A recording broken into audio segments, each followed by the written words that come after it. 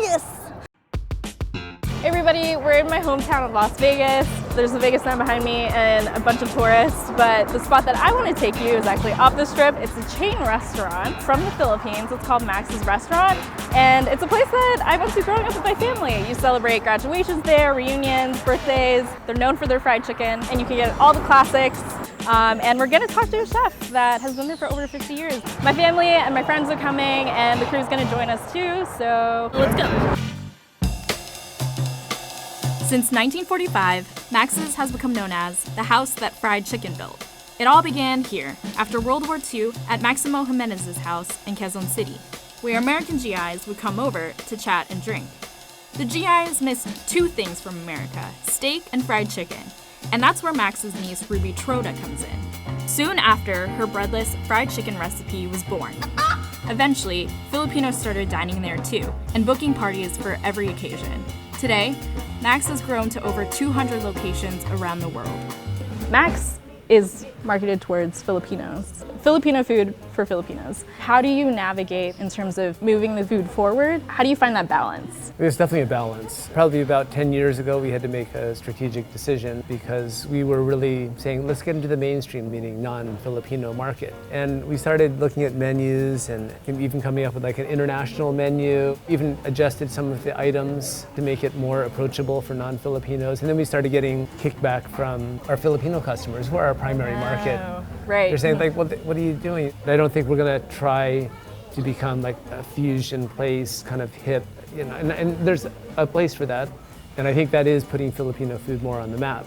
I think for Max's, our primary market is Filipinos, and I think we have to stick with that. And right now, our locations are all in places where there's about 100,000 Filipinos or more. And that guarantees our success. It's a good franchise model. What I love about Max is the consistency. No matter where I go, it's always the same. So how do you maintain that at all of your locations? It starts with having a great chef like Chef Tobal. He started in the Philippines. My cousin brought him over here to open up the first store in Los Angeles, and then he's been in the US ever since. Now he's the head chef here. He'll make something and we just have to note down every item. So he really knows every item of Max's and how it's supposed to taste through the years, through decades. Hey, it's fine, mabuti. My Tagalog is not that great, but I can understand. You help open basically every location in North America. Nagtuturo kasi ako ng mga kusinero. Pag pumunta ako doon, every time na mag-open ang Max, nandun ako. The chicken, the manok. The chicken is secret. Secret. A lot of customers ask me about the chicken. Yeah, so what do you tell them? Yeah. Because Pero sabi ko sa kanila, pag ako'y linasing mo, may bibigay ko sa iyo ang secret. Pero ang problema, hindi ako umiinom, kaya hindi ko may bibigay sa iyo. Yeah. Sinasabi ko sa mga customer yan eh. The recipe hasn't changed, right? Always the same, yeah. Always the same. Hindi magbabago yung recipe na yun. Kailangan sundin talaga yung recipe na yun, hindi magbabago. Yeah, kasi maraming tao gustahan yan. Kasi ibig sabihin, maraming taong nagkagusto niya, kaya hindi mo pwedeng baguhin yung recipe. Yung mag-start ako sa Max. Sa Pilipinas. Na utos-utusan lang ako sa kitchen. Na do this, do that. Sinusunod ko sila lahat.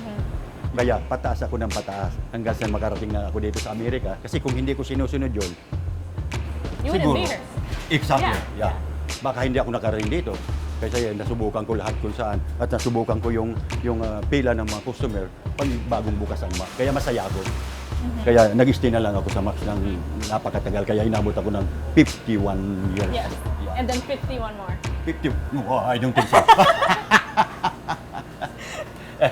I think it's enough. Yeah. That's enough. Maraming salamat po. Oh, walang Jeffrey, anuman. I'm so honored to meet a legend.